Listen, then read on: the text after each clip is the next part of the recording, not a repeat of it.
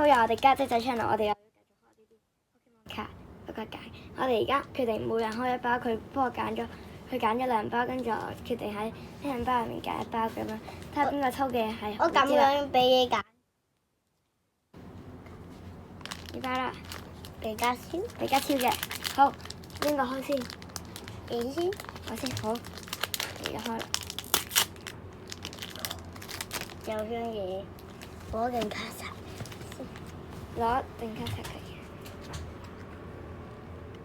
不過我見到有啲好正嘅嘢，一陣俾大家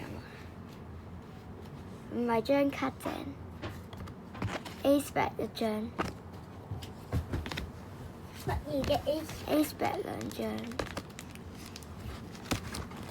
見到啲好勁嘢。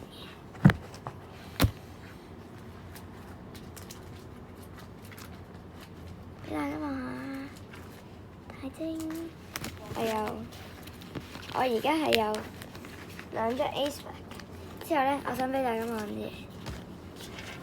正常咧，佢假卡嘅卡後面咧係咁嘅，跟住俾大家望下，我啱啱見到印錯咗個靚卡係咁嘅。真啊！點解？錯版卡，藍色嘅，你望下幾特別。點解？收藏。點解？唔知。好，我哋而家開手㗎啦，我有2張 Ace 加張太精啲，嚟啦，手。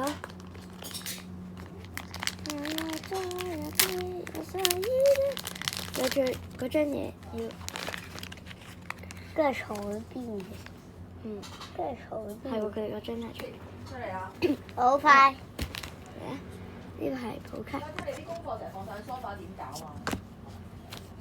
普卡。普卡。普卡。普卡。普卡。普卡。